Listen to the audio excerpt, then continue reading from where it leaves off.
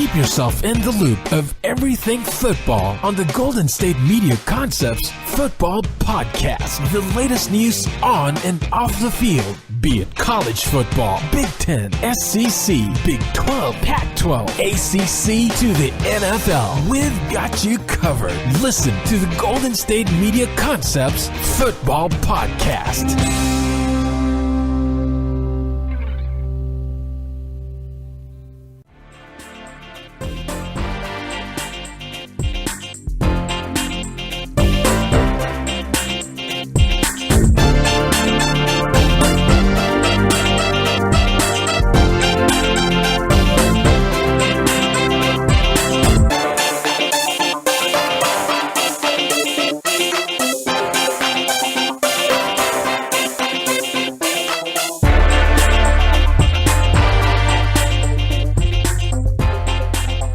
Hello, everybody, and welcome to the GSMC Football Podcast, brought to you by the GSMC Podcast Network. I'm your host, Jeff Malinoff, and with me is a very special guest. We have Andrew Tate with us. Hello, sir. How's it going there, sir? Very good, thank you.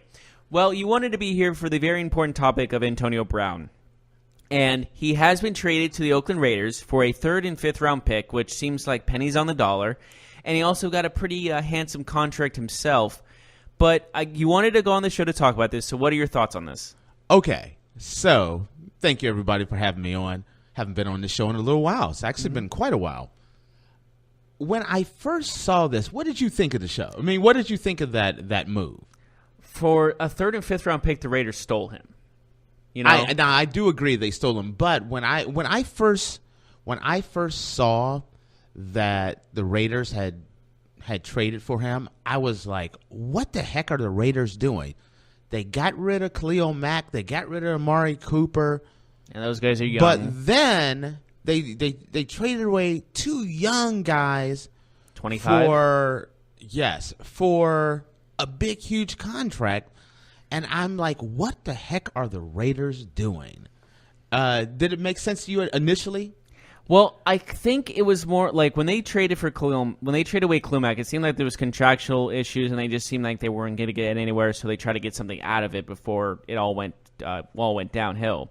So I kind of got there was just tension between the two, and they were just like, you know what, let's just cut ties and get what we can get. They got 2 first-round picks. It seemed like they got a fair trade out of the deal, but not really, because now those picks are going to be in the high 20s, probably the next year too, when you look at it, because how good the Bears look. And then Amari Cooper was a kind of a gamble itself. I don't really know why. He had still plenty of potential, but I mean, look at the Cowboys now. He looks like an elite receiver with that. And you know, it looked like the Raiders were totally rebuilding, and it also looked like I was going to say it looked like with Amari Cooper they weren't getting, especially getting the full potential out of him, considering what he did with the Cowboys. But I will tell you this. After about 12, 16 hours of hearing about the trade and thinking about it and moving, just kind of letting it marinate, then I started thinking. And I'm like, wow, this is actually a good trade. Mm-hmm. Yes. And my question was, because they didn't have to get rid of a first-round pick that I was assuming someone was probably going to give away for Antonio Brown. I agree with you 100%. And if you would have told me last year, or you'd ask any general manager in the NFL this question, there's a trade out there. You have to give up Amari Cooper, a 3rd round and a 5th round, and you're going to get Antonio Brown and a 1st-round pick back. Name a general manager in the NFL that wouldn't have taken that trade. And a 1st-round pick? Oh, what? Yeah, no question. And because that's pretty much what they did. They got the Cowboys' first pick. They got Antonio Brown, and they gave. Granted, that pick is kind of high up though. That in the 20s, that 1st-round pick for Amari Cooper, because they did get pretty far in the playoffs. Which was unexpected. They weren't supposed to even win their division, to be honest with you, when they made that trade. Even when you look at that, and even if you'd have said the Cowboys' 2nd-round pick and Antonio Brown, I would have still done that. To me, 2nd round is just as wealthy as the 1st. Absolutely, because you get all those guys that were projected 1st round, but sometimes drop back to the 2nd round, and then you kind of steal some picks there. Now, with this move, does this I was always looking at and defending the Raiders, as a matter of fact, with their moves of getting rid of Amari Cooper and Khalil Mack, because I'm like, they're rebuilding, they're moving to a new city, and then this Antonio Brown move. Are they rebuilding, or are they trying to gear up and try to win? Or are they just lost? You know what it could also be? Sales. Ticket sales, jersey sales, marketing. Because Antonio Brown could be a draw in Vegas, as well as Gruden is a draw in Vegas, too, because it's John Gruden, this whole guy.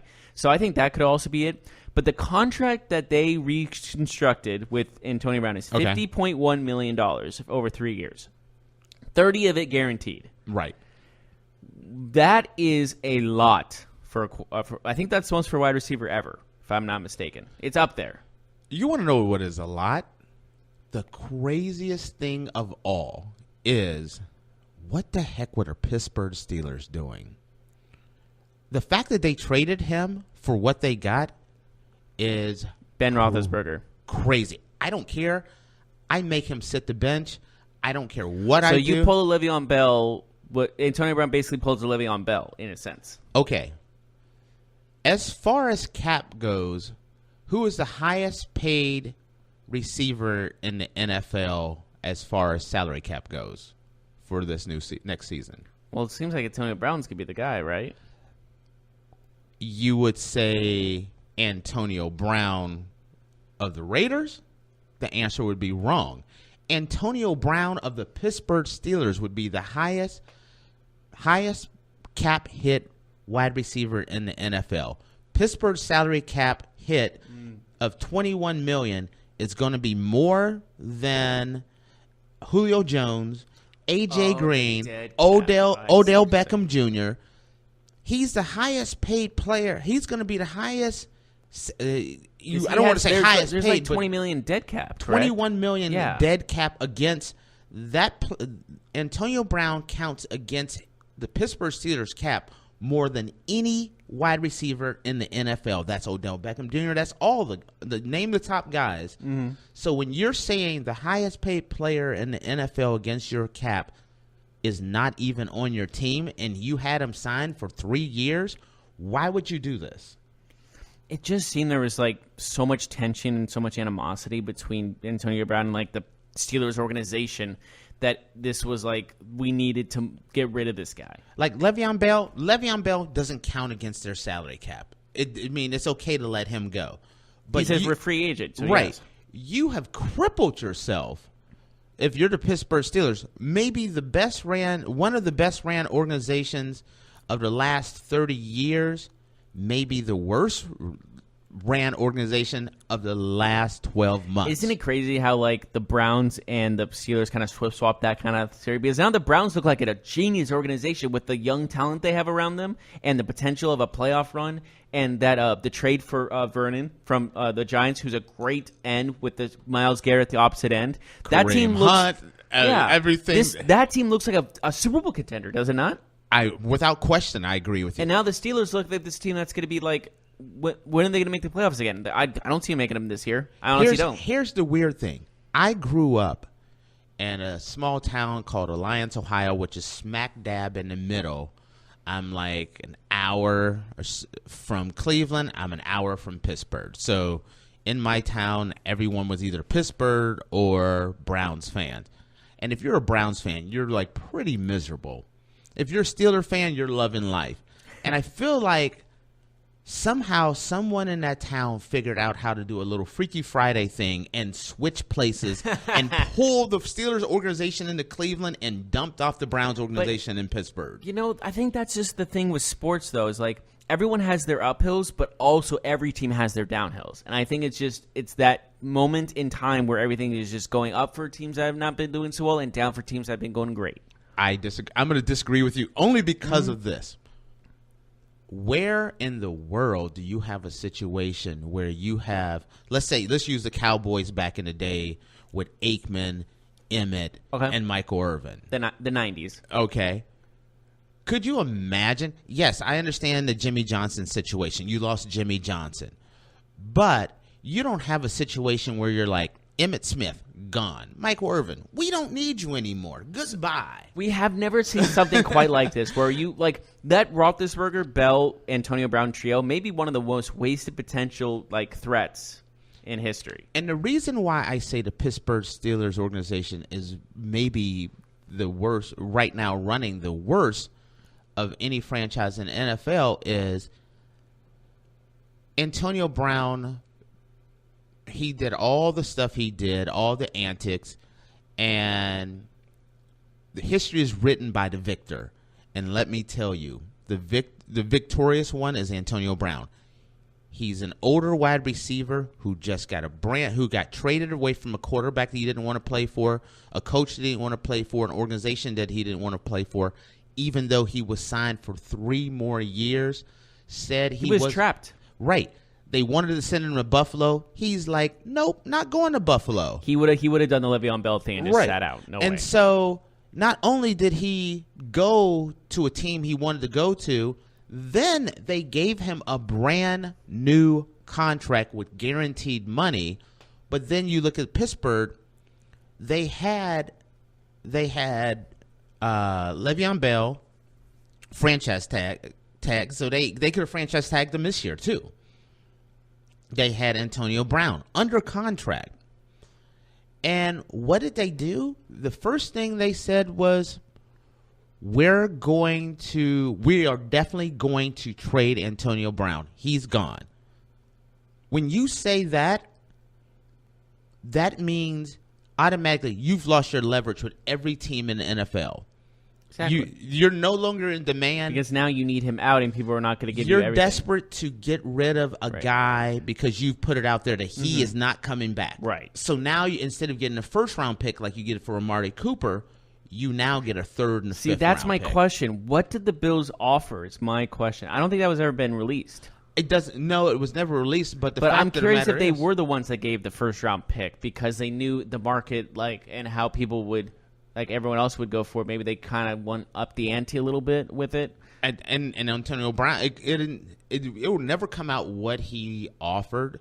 But the fact of the matter is that Antonio Brown changed the NFL this weekend because he demanded a trade as an older wide receiver, demanded that he gets a guaranteed contract, even though he's under contract, and said, if you trade me, I'm going to pick where I go. Nope, I'm not going to go to Buffalo where wide receivers die. He had no void of any trade clause or anything. There was nothing where he could have said that could have stopped that. And this is why I said the Pittsburgh Steelers literally ran maybe the last 12 months the worst organization in football, because they took a wide receiver that had zero leverage and gave him all of it, all the leverage. And then what did they do? They slit their own throat by saying he's not coming back, and then have the owner meet with him. And is that more of a pro for Antonio Brown, or is that more of a negative for the Steelers? It's a big, huge F- for the Pittsburgh Steelers. Mm-hmm.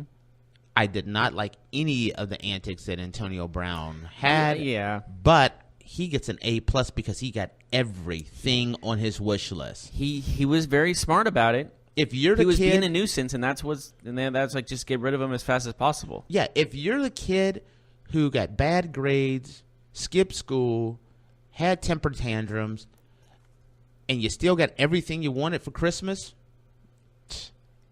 you're doing something right. Yeah. But you know who's gonna fail?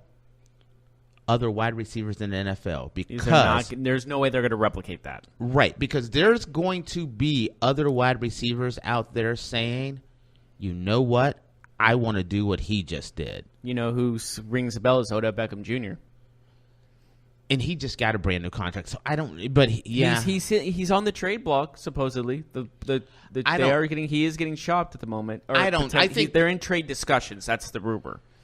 I think they're more listening offers, but I don't think they're serious about getting rid of him. I'm not I could be wrong on that one. He has the same kind of qualities as Antonio Brown does, granted. Now, see, the person that I think is going to benefit the most from this is Julio Jones. Oh, he can. Yeah. he can parlay the situation there into a new contract. I would put DeAndre Hopkins on that list as well. I mean, he's just as elite, in my opinion. He's up there as a top 5 wide receiver. How old is DeAndre Hopkins right now? He's young. That's what I was going to say. I'm just saying, if you're an older wide receiver, you want to get some more guaranteed money, it's time to talk to the Atlanta Falcons and just say, hey, Antonio Brown just got 3 years. They're gonna succumb to his will. Yeah, he's their franchise. Because if you're Julio Jones, you're like, I need more guaranteed money. We need to redo this contract. He's 26, DeAndre Hopkins. Yeah, DeAndre Hopkins. He's viable because he's good and young. Mm-hmm. Julio Jones has a little age. He's not an old wide receiver. He's a middle-aged wide receiver. And if you're a middle-aged he's 30, so about the same age as Antonio. If you're a middle-aged wide receiver, I want some more guaranteed money. Oh, absolutely. Because you might not you might not survive through the contract based off injuries or anything like that. I walk to the Atlanta Falcons. I say, listen, I'm loyal to the Falcons. I've never done any of the stuff that Antonio Brown has done. Considered. And all I'm asking for is that you take care of me the way the Raiders took care of him. $30 million guarantee is a very appealing thing. And if you're Atlanta Falcons, before he becomes disgruntled, you got to give it to him. Yes, absolutely. Especially the Falcons, who they need as the franchise. He's their franchise. Am I talking crazy? No, absolutely not. Like, it makes sense. Like, Matt Ryan may be considered the franchise, but I always thought Julio Jones was ahead of him when it comes to the Atlanta Falcons organization. I still put Matt Ryan 1, but Julio Jones is close to. Well, Matt Ryan is the president. Vice president is Julio Jones. So speaking of quarterbacks, I think this puts more pressure on Derek Carr than anybody else in this situation. Absolutely, without question. If I'm the Raiders, I know he had a better year this year, and I think a lot of people are thinking that the Raiders went out and got Antonio Brown because this is the test year. We're going to see what he does, and if he doesn't perform this year, there's a bunch of really good quarterbacks. Next year is a quarterback draft to look out for. Year's draft. This draft is starting to look better, but I do agree with you with some other great quarterbacks. Not a big fan of the quarterbacks in this draft. You don't like Kyler Murray? I don't. Oh, you don't? Tell that to the Cardinals. They're probably going to take him. It looks like Josh Rosen's gone. The only reason why I don't like Kyler Murray, I think Kyler Murray has all the potential to be a great quarterback, but you're looking at a guy who is 5'10", and this is with weeks of getting ready. He could only weigh in at 207 pounds. When you tell me, if you told me in April I have to go weigh in, and I need to be at a higher weight. Kind of like a UFC weight thing. Yeah. Making weight. I need to make weight, and that is gain weight by this date. And he still came in at 207. That's a forced 207. Mm-hmm. To me, that sounds like a lot of water weight. So you're looking at like Tua for next year if you're the Raiders in sense, yeah, or I don't like a kid from Oregon. I don't like a quarterback that's that small. Who do you like coming out of the draft next year? Just since you're saying about that next year quarterback draft, who's the one that's impressed you the most? That like saying like if the Raiders... Clemson's quarterback is the one. He comes out next year. Now is he a sophomore? I thought it was. Is it next year? Is the year he comes out? Next, I'll double check. We can check that. But that's the guy that I see like a serious as player. a guy that can be he has the potential to be that, I hate to say, like, franchise. I didn't want to say Peyton Manning, but that Andrew Luck type quarterback. Yeah, Peyton Manning's a little much because no one's gonna ever replicate that type But of do you play. remember when Andrew Luck was playing and you were watching him at Stanford and you could see him even right from the gate? You could look at this guy and says he's calm under pressure. He has the size. He's got leadership qualities. Right. And all that stuff. This guy, he can make the throws. His how he handled himself against Alabama in that national championship game. Handled himself against Alabama. And maybe it's not this season. Next season is when he's supposed to be coming out. Next season. Right. He has one more, two this season coming up and one more. But that's the guy that's the future of college football. I mean, of the professional football. That's the guy I want. Mm-hmm. Yeah, and everyone's saying the same thing too. He's got the what he did in the national championship game really put him over the top too. Just based off like a lot of guys would probably be a little nervous facing against the best team of like this generation in Alabama in the national championship game, and having to basically replace Deshaun Watson, who won them a national championship, and coming and just absolutely dismantling Alabama. He embarrassed them. And I kind of look at it as like, it's going to be another rematch this year. Does it not feel? I know we got way off the beaten path of talking about Antonio Brown, but since we're talking about college football, it feels like already that it's a Clemson versus Alabama national championship and situation. It's also the recruiting classes are top notch as well. Exactly. But let's trace right back to Antonio Brown and Derek Carr. If Derek Carr does not live up to the expectations of having Antonio Brown as his wide receiver, is he done? Is there no comeback from that? That's a tough question. Is he done? He quietly had a decent season last year, even though it just don't seem like he had a good season. Everyone around him was terrible. Right. When you look at that, when you looked at what was around him, the fact that he lost his number one receiver, the fact that they lost their main defensive guy, he still put up good numbers. I still don't think they're done with him. If I was, I'd be really thinking hard about that. One thing that I am still waiting on the shoe to drop is, where does Le'Veon Bell land? And one of the Raiders are our team. Yes, they are. That's the reason why I brought that up. Does Le'Veon want to go there with Antonio, though? Does it matter to him, do you think? Well, Derek Carr already started following him on Twitter. I think people are reading a little too much into that, to be completely honest with him. If I'm Carr, listen, not only am I following him on Twitter, Instagram, if he got a Tumblr account, MySpace. I'm going to all of them. I'm going. Way to go to the oldest possible social media on the planet. Listen, not only that, I'm sending him smoke signals. I'm doing whatever I can to get him there. When you look at the running game, and John Gruden loves his running game. Yes, John Gruden loves a running back, but when you get Le'Veon Bell, you have maybe the best running back in the NFL. I still say yes. It's not even Gurley. With a year gone? With a year gone, I think that makes him even more dangerous. The year off gives him a chance to heal up, take care of a lot of wounds. And Gurley is beat up. Is beat up. But Gurley had an MVP-like season last year. He had a great season, but if I was going to take a running back right now, it would be Le'Veon Bell. And the reason why that is because he's 100% healthy. He's a rested, top-flight running back who is an incredible receiver out of the backfield, an incredible slot receiver, an incredible tight end. He's a full Swiss package. Army knife that if you don't have a great offensive line, what's the best way? If you don't have a great offensive line, having someone that can handle that slot role, that tight end role, or catch out of the backfield is super valuable. And so that's why I think Le'Veon, if I'm the Raiders and I'm going that route, that's where I'm going. Can I counter that with something? Hit me. With Le'Veon Bell on the Steelers, they had an amazing offensive line. The Steelers did. They always had a steady one. They always had one that was reliable. If he goes to a team like the Raiders where they're not very reliable, does he know how to adapt to a fact that he won't have the same offensive line he had in Pittsburgh? If you don't have every player, every quarterback, every running back, and every wide receiver is affected by the offensive line. Absolutely. Make no mistake about it. If you take the offensive line from Emmitt Smith, he's not the all-time leading rusher. Mm-hmm. You have to have that offensive line.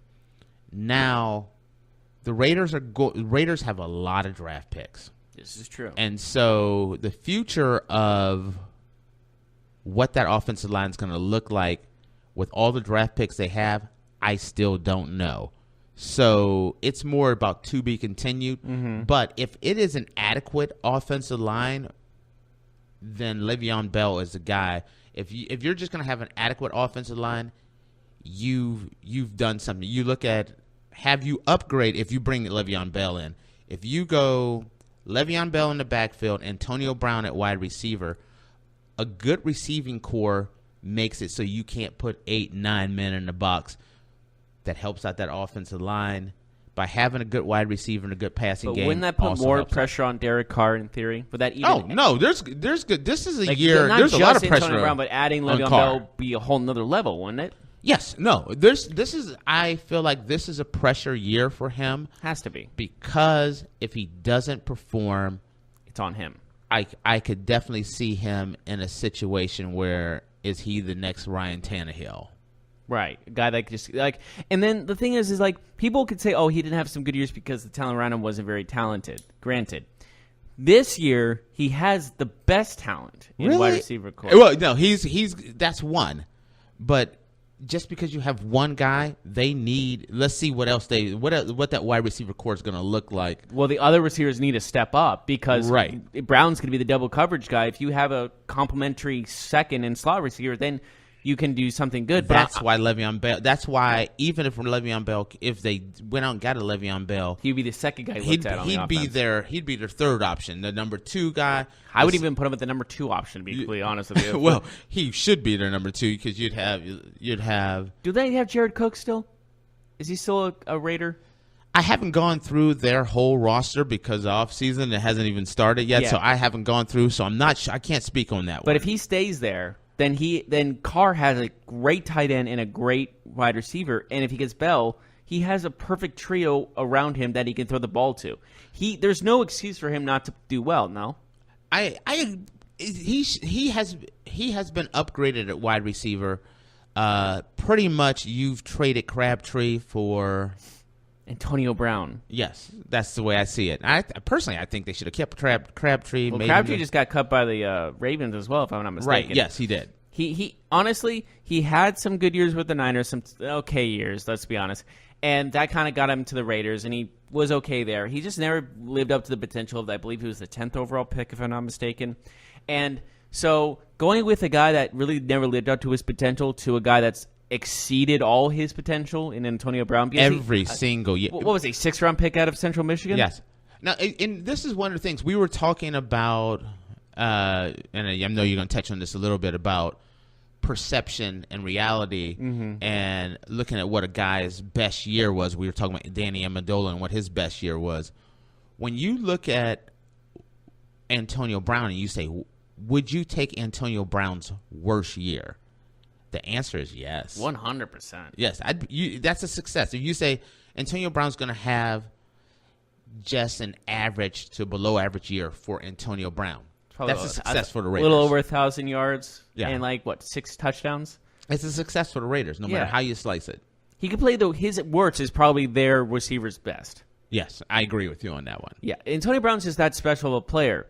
And hopefully with him in his situation where he's happy, he won't be as a problem on the sidelines as he has in the past. That worries me because the Raiders...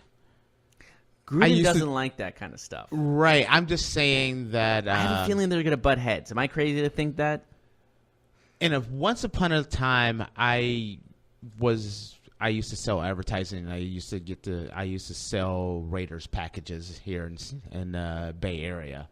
And so I did a lot with the Raiders. The Raiders has been known as a very loose franchise. Antonio Brown is a guy you're going to have to rein in a little bit. The Mr. Milk Mustache is going to have to I don't know what that was all about. I mean, come on. It looks ridiculous. It's an interesting fashion decision on his part. He just wants to be different. That's all it is. We all want to be different. Yeah, but he's going to another level. But granted, hey, as long as he does well in the field, I wouldn't have a problem. But like you said, you do need to have some reins on this horse. You know? Yes, you're going to have to rein him in a little bit. Yeah, and if you don't, if he walks all over the Regulars organization, which he might be able to just walk all over them. I don't think John Gruden is very comfortable where he's at. I don't think anyone is going to walk all over him. I just think Antonio Brown's going to try to. he's going to at least try to see. He's going to test the waters, if you will. When you show up to training camp and there's 75, 80 guys, there's always someone that's going to try, especially with a contract like that. And he's like going to come in on like a helicopter or something. Gruden is very comfortable. And he's got a 10-year contract. He's not no going one's going to run over Gruden. But so with that, okay, let's see. First day of training camp, Antonio Brown comes in on a new car, like one of those stretch limo things or a helicopter. Is Gruden going to take that? Nah, that's no big deal there. I don't really look at that as a big deal. That's like Deion Sanders coming in with his custom-made golf cart. No, that's not a big deal. I'm just curious because sometimes some coaches have like a little bit of a problem with that, like who do you think you are kind of scenario. No, I think Gruden's more worried about his antics that's going to cause a rift between the team, and that's not going to cause a rift. If you've played any sports, you realize there's just people's personalities. It sounds like that him and Brown and Carr are buddies now. They're like best friends all of a sudden. Have you seen like they've gotten along already? And that's half the battle. A lot of guys don't get along with Ben Roethlisberger. There's already starting to be a relationship there. May I say something? May I counter this real quick? We're a little over the top, but we'll go real quick. Do you remember when Terrell Owens went to the Eagles? Him in the Pro Bowl, him and Donovan McNabb were like best friends. Remember they were like super close, and they were like, okay, if they get together, they'll have such this good relationship. And then they got together in Philadelphia, and they hated each other's guts. Well, number one, you're taking one incident out of millions of other quarterback wide receiver combinations. I'm just using a key example with a volatile wide receiver. That's more wide receivers is what I'm trying to get. Oh no, I understand where you come from. I'm just saying I feel like that's more of an outlier than I think. Antonio Brown, traditionally, when you look at Antonio Brown, he has this bad reputation right now. But if you look at how long he's been in the league, he really hasn't caused that much trouble until this year. Yeah. He's always had trouble with Facebook coaches. Live. That was stupid.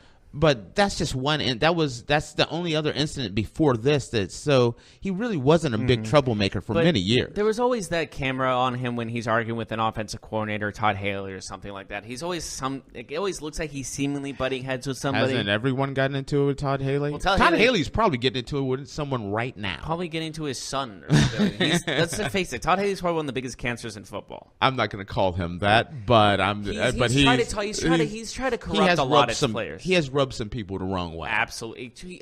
The guy that brought him in, Hugh Jackson, he tried to take his job, for God's sakes. That's basically what happened there. But we won't get on that. But we are getting a little over time. Any last thoughts about Antonio Brown, and what do you expect from him this season with the Raiders? I expect a very big year for him because of the fact that he wants to go out and show that he was worth them signing the money, and you also have a very, very motivated Derek Carr. Right. So, in my opinion, I think it's going to be a good marriage. And I add on to that with Antonio Brown loves to go deep, doesn't he? Yes. And what does Derek Carr do better? His best asset is his arm. Yes. He has a big arm. So it just sounds like they can go together. Yeah, I think they'll be a good. I think after stepping back, I think it can work out to be a good move individually for those two players. I don't know what kind of team. I still don't see the Raiders as a contending team. I see them 8-8. I don't. Maybe not even that. 6-10. What was their record last year? 4-12. 5-11. Something. They had the fourth pick in the draft, so it was pretty low. Well, I don't be surprised they don't have the fourth pick in the draft next year. Okay. Well, it wouldn't be the worst thing. They do have 5 first-round picks in the next year, this year and next year combined. So it wouldn't be the worst thing to have the fourth pick again. Yeah, I know. I see them as still one of the. They're last in their division, and their division is so tough. Right. That's what I'm saying. When you look at that division, it's super tough. They're definitely the weakest team in that division. They're one of the weakest, in my opinion. They're one of the weakest teams in the NFL.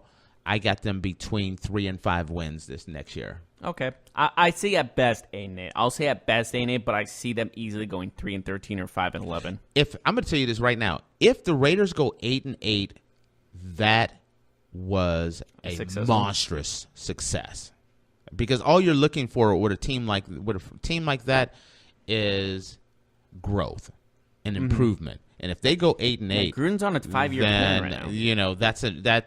They're ahead of schedule at that point. And with all the draft picks, then they have something.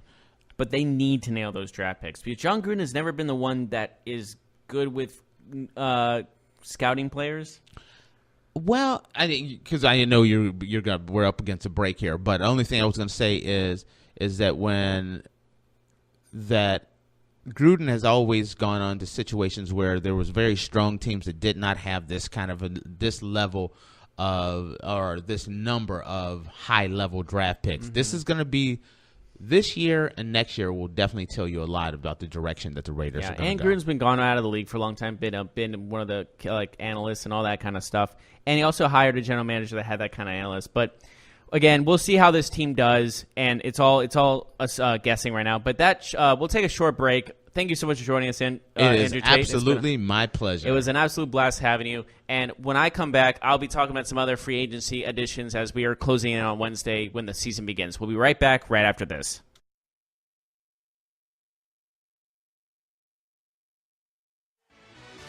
Are you looking for help for your fantasy football team? Check out the GSMC Fantasy Football Podcast. Get today's best advice on who to start, who to sit, even who you should draft. From sleeper picks to red-hot lineups, they got it all covered for you. That's gsmcpodcast.com/fantasy-football-podcast. We'll cover traditional leagues, dynasty, PPR, even IDP leagues. When you need fantasy help, there's just one show to hit up. Don't forget to like them on Facebook and follow them on Twitter. Visit gsmcpodcast.com for more info.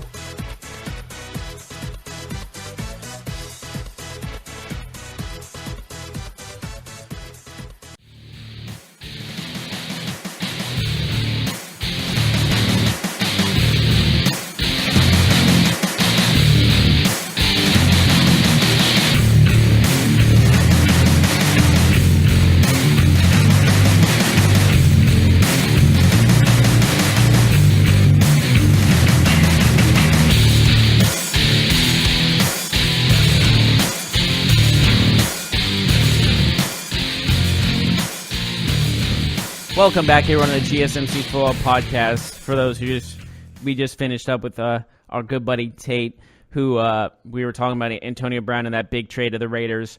So now we're moving on to some other free agency talks and other things that are happening. Because, as it has nothing can happen until Wednesday is basically what is happening. The official season does not begin until Wednesday. We all know that. And as we were actually talking, there's kind of breaking news about the Raiders again, as they are breaking the bank for the very talented free agent offensive lineman Trent Brown from the New England Patriots, as they are intending to sign him a 4-year, $66 million contract with $36.75 million in guaranteed money. So he's getting more guaranteed than Antonio Brown is. So they have not only broken the bank for Antonio Brown in that absurd contract, they also just broke the bank for a very talented offensive lineman. And he is now going to be the highest paid offensive lineman in NFL history. So I know Brown is talented. He's only 26. He's just turning 26. And he's playing absolutely amazing, and he's one of the best offensive linemen in the league. So it's a good pickup, but they have some cap space. They're losing their cap space awfully quickly with all these two massive signings, these two massive contracts they have now on their hands. So we'll see if Le'Veon Bell is still available prospect or available asset to get them. So it's gonna be very interesting to see how all that goes down. But again, they got Trent Brown, another big time free agent. So in the quote unquote off-season Super Bowl, or however you want to say it, the Raiders are kind of winning at this moment, grabbing the best offensive lineman in the league, arguably, and grabbing Antonio Brown, the best wide receiver in the league, arguably. So we'll see how all that turns around. But that is a recent breaking news. I think that happened like 20 minutes ago. So we'll see how all that goes down. But we'll looking at just how much they're paying is absolutely absurd. But I think we've talked enough about the Raiders. We'll see how all that goes. But there is reports. I talked a little bit about this with Tate during our first segment. But there is talks about the Giants still involved with talks over the star wide receiver being traded. So there is still a possibility of him being traded. It's centered mainly around his 5-year, $95 million extension with the Giants last year. But it's reported he remains, quote, remains on the market. So the question remains, who is this team that's going to go for him? It sounded like the 49ers were going after Antonio Brown. Obviously, they didn't luck out in grabbing him. But it seems to me they're also in discussion with the Giants. If they were one of the teams that's going to be in discussion, it's going to be him. But I don't know really what the outcome is going to be there in a sense, based off the fact that just Antonio Brown's contract is also massive. So we'll see how everything goes around, and we'll see how everything turns about. But when it comes down to, if Odell Beckham Jr. also gets traded, this would be one of the craziest off seasons in history, in my opinion. If two elite wide receivers get traded when they already have contract extensions and recently signed contract extensions, it's gonna be one of these things in where like this is gonna change. This is gonna change the outcome of all. This is going to change the outcome of. Well, how do I explain this? This is going to change the outcome of all free agencies in the future. Not just free agent itself, but it's also going to change the fact of like players who have these massive extensions already, but don't want to be part of their team, or maybe the team doesn't want to be part of them, or some sort of situation like that, and where they're going to be traded regardless. So honestly, I feel like if Odell Beckham Jr. does get traded, then honestly, I can easily see so many. If Odell Beckham Jr. does get traded, I can easily see this turning into one of those things in where you're looking at it and expecting these massive contracts being shipped to other teams, and no extension, no guy who's extended will be safe. And when I say by that, is it just feels like everything's changing around the free agency. But I have breaking news. As the former Pro Bowl linebacker Quan Alexander of the Tampa Bay Buccaneers, who's looking for a massive contract after he's torn ACL in Week 7 of last season, the 49ers are looking to sign him, as the 49ers are signing linebacker Quan Alexander to a 4-year, $54 million contract. And he's coming off an ACL injury. Torn ACL. But again, he's only 24, 25 years old. He's extremely young. He's 24. So it's not crazy to say that this is a risky signing. And he's, like I said, he is coming off that ACL tear, which is a concern. But he's so young that it should not be that big of an affection. I mean, Quan's a good coverage guy, and if they get Bosa in the draft that they're projected to get, they have a great edge rusher, and they seem to be looking pretty good. This is a great signing for the 49ers overall. A little steep, $54 million is a lot for a guy coming off an ACL tear, but hopefully he'll come in as a worth it signing for the 49ers. But that just happened recently, like 6 minutes ago. Thank you, Twitter. But that is the big signing that has happened. He's coming off, like I said, an ACL injury. We'll see how he does. But a good addition for the San Francisco 49ers overall, based on the fact that he is 24 years old and a linebacker and has a ton of potential. So already stuff Wednesday is when this official will happen, and none of this is actually official yet, but so much is happening. That's what I love about the offseason so much. But already some major trades happening, major deals going down. And, this is just turning into a very, not hectic, but a very crazy offseason in the NFL, and that's what you got to love, right? And with all of this going down, with all the new signings that just happened today, it's looking to me that when it comes down to when it actually begins on Wednesday, we're going to see a lot more than just this kind of stuff. We're going to see a lot more than these signings. We're going to see a lot of crazy action happening. And yeah, the 49ers might not be done yet, as Matt Miller just posted 5 minutes ago. Spoke to someone this morning who said a trade for Odell Beckham Jr. is still possible. So, interesting. We'll see how that goes. But regardless, we'll see how everything goes down. It's looking to be interesting for the 49ers, definitely, because they're one of the highest in cap space, I believe 6th. So, Tampa Bay, actually, this is actually an interesting statistic. Tampa Bay's rushing yards allowed per game in 2018 was 40. This is from week 1 to when he got injured. 43, 91, 78, 139, 70, and 119. That isn't too bad. 4 out of your 5 games, you hold them to less than 100 yards is extremely impressive.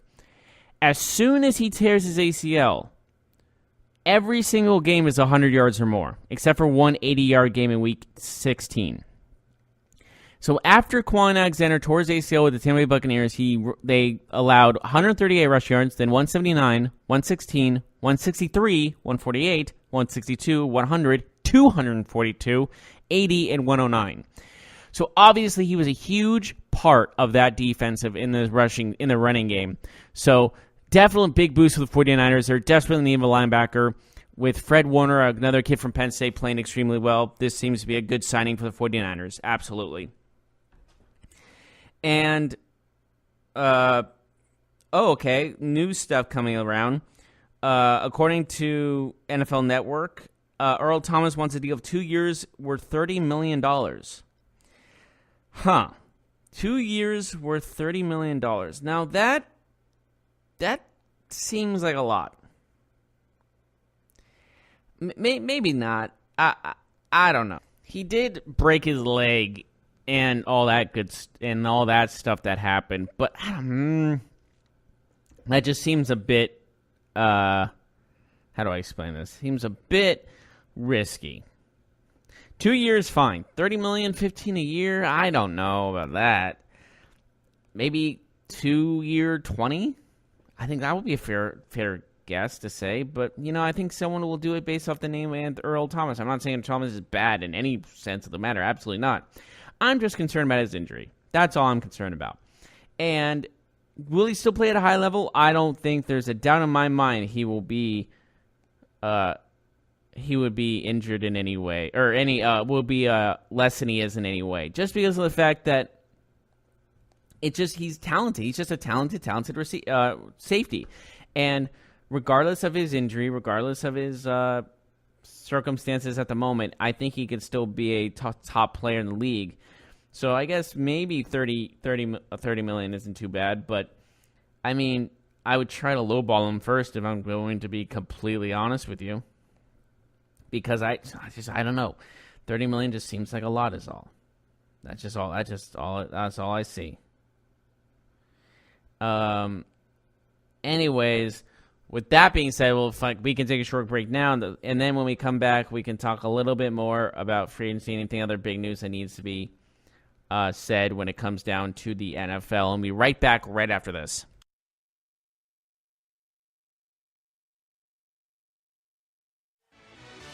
Check out the show that's built on the MMA. From the UFC to extreme cage fighting, they got the fights covered. Check out the GSMC MMA podcast. Get the latest news on past or upcoming fights. Join us as we talk to and about some of the biggest names in the MMA, past, present, and future. When it's the fight game, there's just one show to check out. GSMCpodcast.com/MMA-podcast. Don't forget to like them on Facebook and follow them on Twitter. Visit GSMCpodcast.com for more info.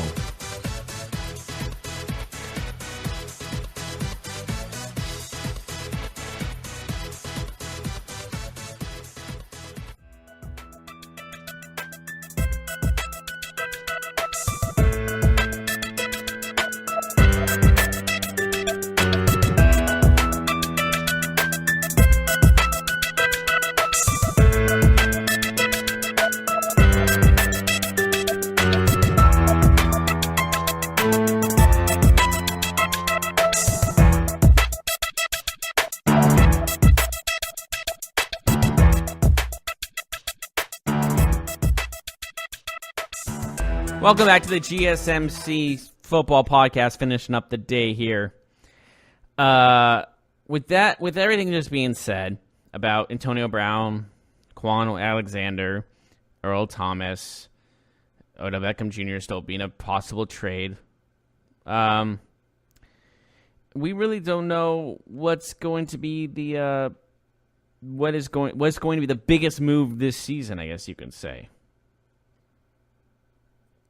And what I mean by that is, like, if Odell Beckham Jr. is traded, would that be the biggest move, or is still Antonio Brown the biggest move? We really don't know what is, quote-unquote, going to be the biggest move this season. But right now, it's definitely Antonio Brown going to the Raiders. That's for sure. But we'll see how else everything turns around. But, again, with Antonio Brown with the Raiders, Le'Veon Bell, I know where he's going. There's still a lot of different question marks regarding the offseason. But we'll see how everything goes. Wednesday is when it's happening. We haven't even hit the beginning of the season yet.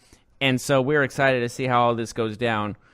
As of right now, if I had to make a guess of Le'Veon Bell, if he's going to be a Jet or a Raider, as much as they paid Trent Brown, the offensive lineman, the Raiders did, they might not be able to afford him. So maybe, just maybe, he's going to be a Jet. I think the Jets can offer him more. So we'll see how that turns out. But,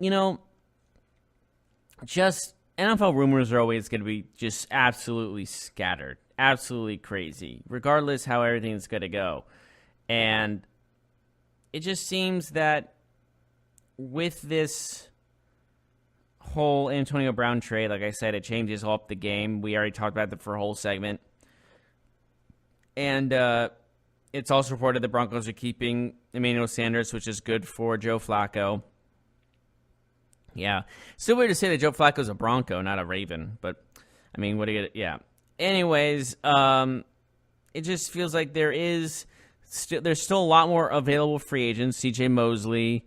There's Landon Collins and Earl Thomas, and let's see who else is there. There was Tyrann Mathieu, the Honey Badger. So there's still plenty of other big time free agents available. So we'll see how everything turns around. And of course, actually, the Chiefs did cut Justin Houston. And if you remember Justin Houston, I believe 2014, he had 22 sacks in a season. So he's also available to be signed by any team. And I understand he hasn't been the same since he had the 22 sacks, but granted, a guy that is a free agent that had 22 sacks in one season, regardless of how long ago it was, I'm signing him. Well, okay.